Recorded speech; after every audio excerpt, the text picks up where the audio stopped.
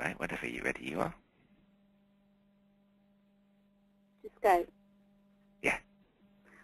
Hi, my name's Jane Hogan, and I'm Managing Director of 28, a company which helps companies make more money by connecting better with customers. Thanks for coming along today. I've been working in new product and service development and business development for, let's say, a number of years. And by actually doing nothing but observing other people doing impressive things, I've learned a lot about what works and what doesn't. This session will take less than 20 minutes, and it has an extra tool added, so now there are 5. So there you are. I've already increased your productivity by giving you 10 minutes of your day back, and delivered added value through giving you 5 tools instead of 4. Actually, to be honest, it's not really a tool, more a little drop of wisdom. To be honest, when I say do nothing, the one thing I can do quite well is collect things. I collect other people's experiences, stories, lessons learned, and tools, and I use them to make things clearer for other people. And that's what I'd like to share with you today. 4 neat little tools I've come across, not to change your life, but to make it a little bit simpler and easier. I can't take the credit for developing any of these tools. None of them are mine, but they all work, and they're all really easy to understand and use, which I like. This net meeting is the first time I've ever delivered content. 3 of the 4 tools I'm going to whiz through today were picked up during the 6 years I spent with my previous company, Pure Insight, you can see here. And so be thankful you haven't had to sit through 101 webinars to get to know about them.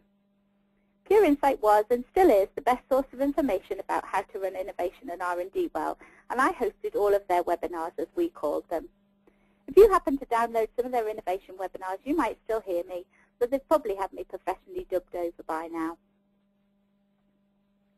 My first choice of tool I picked up from a chap called Victor Newman. Like me, I'm pretty sure he didn't invent it, but I'm going to give him a name check just in case. Here's Victor looking very clever and forward-thinking. He's now Chief Innovation Officer at Malamba Group, which is building a digital library for business education. When I knew him, he was at Pfizer, the pharmaceutical company. Planning in reverse. Planning in reverse is a neat little tool which allows you to start with a blank sheet of paper or computer screen and finish with a clear picture of what you need to do to make any project successful in just 10 minutes. First, you need to have a project in mind. I'm going to base my project on the Muscle Club's forthcoming Expo events. So Jeff, if you're standing by to take notes, here we go. The more astute or the engineers amongst you have probably already guessed how planning in reverse might work. It might more accurately be called planning to fail. Almost every conceivable project will have a free downloadable checklist somewhere, and this tool can be used alongside or instead of a checklist to really understand what needs to be done right in order to succeed. You simply list all of the things that you would need to do to make 100% sure that your project absolutely bombs. As you can see here, I've thought about all the things that Jeff could do to be sure that he never ever gets to run another Expo event. It becomes so obvious from here that I hardly need to go through to the next stage. But for the sake of completeness, once you have your list of critical distress factors, you reverse them, organize them into a table, and work through the positive steps you need to take to make the Expo event a huge success. And you can see here a table which Jeff prepared earlier for the Durham Expo event. The reason this tool works is because we find it easier to think about and articulate what might go wrong than we do to list positives. I'll prove it. Think of 3 things you're really good at. Now, think of 3 things you're really not very good at. Most of you will have found it much easier to think of the negatives than the positives. But don't feel bad. This tool harnesses our natural cynicism and doom-mongering and makes it work for us. The author of my next little tool is Edward de Bono, generally regarded as the daddy of strategic thinking. There's Edward, up in the corner of the screen. I actually thought he might be no longer with us, but in fact I was a bit premature on that front, and he's a healthy 78 years old. Anyhow, this tool is good for 2 purposes. If you're on your own, it allows you to think in different ways about an issue by switching hats between different types of thinking. You can be creative when you need to generate lots of ideas and harder on yourself when you need to focus down. If you're in a team of people, this tool really helps you to stop getting in the way of yourselves. It allows you to think something through as effectively as possible from start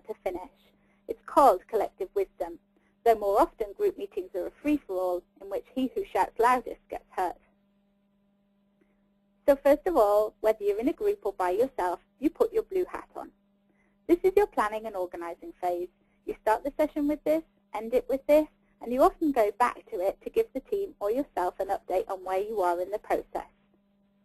Once you have your mission defined, you switch your hats to your white hat, which is your information hat. Questions to ask yourselves when you're wearing this hat include, what questions do we need to ask, and how are we going to get the information? A few tips on white hat thinking. Stick to the facts. Be curious but detached, and understand the difference between what we know and what we just think we know. Now, those of you who are bored witless by the amount of planning that's already gone into the blue hat planning phase and the white hat information gathering phase will come into your own in this bit, because it's the creative bit, where you throw in loads of ideas about how you might take things forward in your project. When you have your green hat on, everybody has their green hat on. If you can't contribute to this creative discussion because you're not wired up that way, you need to shut up, because your turn's coming, but it's not now. In fact, this applies to all the hats. You have to be really strict with yourself or with your group about staying true to the hat that you have on at that time. If someone starts to throw risks into the creative discussion, they need to be stopped. This can be achieved using reasonable force if necessary. So, you're all clever people, and I don't need to get on. You get the picture. When the hat is on, the mindset is dictated by the hat. Whether it's pushing you to think differently as an individual or helping you to work better as a team, I think it's a really simple and neat device, which I'm sure we would all agree would make Lord Sugar's apprentices much more effective, but probably far less entertaining.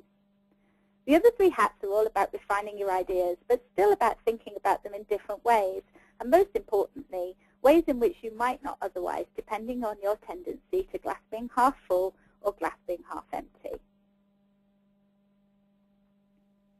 I've put a picture of my colleague Nicola on here, even though I'm pretty sure that she didn't invent this either, but she's really nice to look at, and she's full of memorable little takeaways, so she's on the slide. Okay, big drum roll please.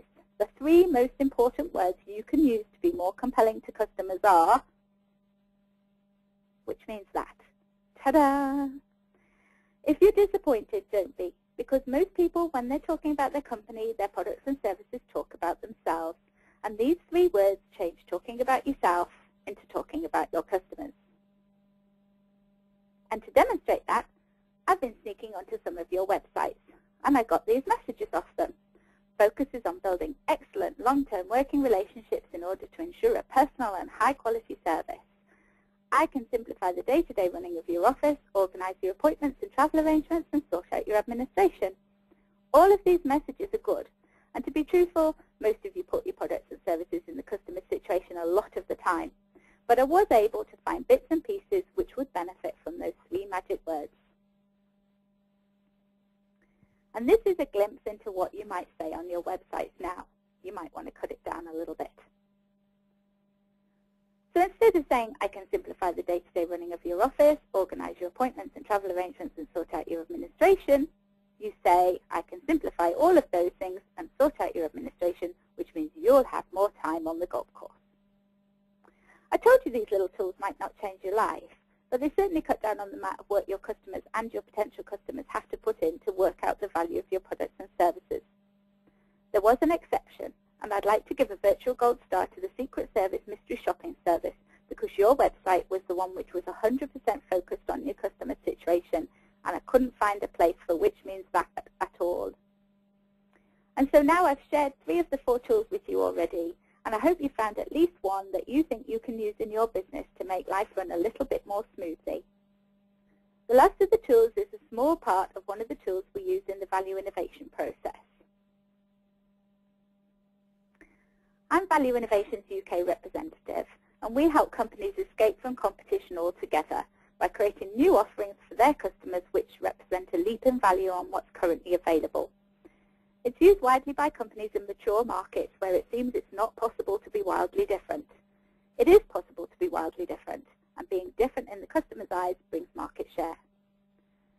When people think about changing their products and services to stay ahead of their competition, they always think about the use of the product or service itself, what the features and benefits are, and what else they could possibly add on to create more value.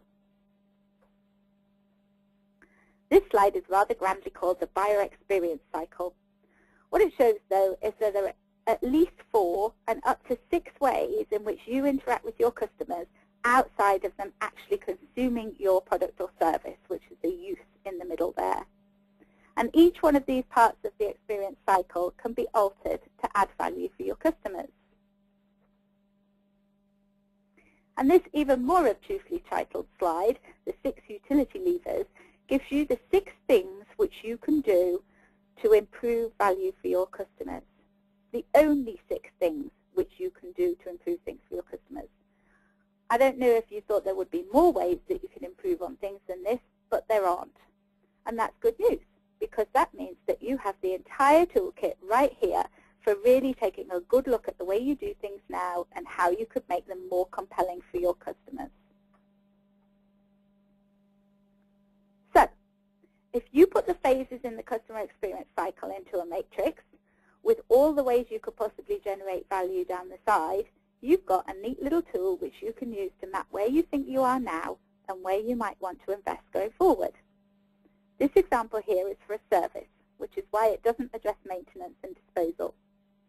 And as you can see, this company is almost certainly a manufacturer or definitely a B2B supplier because it's not featuring heavily on fun. Hopefully you can see how this deceptively simple little matrix could actually provoke some quite fundamental discussions about how your customers experience your products and services from the very earliest of engagements through to disposal if it's a product. The way in which you make it simpler, for example, for a customer to buy your product might well be the leap in value that makes you access more customers. One final word on this sadly nameless tool. If you can add value consistently on one principle, say simplicity or social responsibility, this becomes a really strong message for your brand, and you'll be associated much more strongly in customers' minds with that than if you're trying to tick every box. This little snippet, rather than a tool, is a bit of a hobby horse of mine, and it relates to barriers. Barriers are things which stop people from doing things, usually from buying your products or services. And what often happens when a barrier becomes apparent is the company that's selling the product or service tries to convince the customer either that the barrier doesn't exist, or that it isn't relevant, or that they should get round it or ignore it. I used to do this a lot. Pure Insight provided membership services for heads of innovation and R&D, and the issue came up quite early on that these people might be sharing commercially sensitive information with their competitors, and this made them a bit reluctant to sign up. I tried every argument in the book to convince them that they could govern what they said, they weren't sharing competitive information, just process-based information. The list went on and on. But at best, it slowed the sales process right down, and at worst, they just didn't buy. And one day, Professor Steve Evans of Cranfield University said to me, "Removing the barrier is the only option, Jane. Do not spend your time trying to persuade your customers not to have a barrier or to go around the barrier or pretend it's not there." And he was right. You have to do what I do when the cricket's on and I can't get out of the gym car park. You have to get out, pick the barrier up, and get rid of it. Next time you're trying to overcome an objection, which isn't, "I haven't got any money," which you've heard before, have a little think about how you might be able to take that barrier away. And so we've come to the end of our brief hurtle through some of my favorite little business tools. There are more snippets, tools, webinars, and insights on the resources highlighted on this slide. And if you'd like a copy of this presentation, please email me your contact information at the address here, jane@28-management.com, and I'll whiz it over to you. The cup of coffee's on there because myself and my colleagues are suckers for a vanilla latte and a sticky bun, and many more insights have been inadvertently shared while we've been distracted by a big muffin. I hope you've had at least one thing that you'd like to take away and use in the next few days, and of course I'd love to hear how you get on. Thanks very much for coming along today.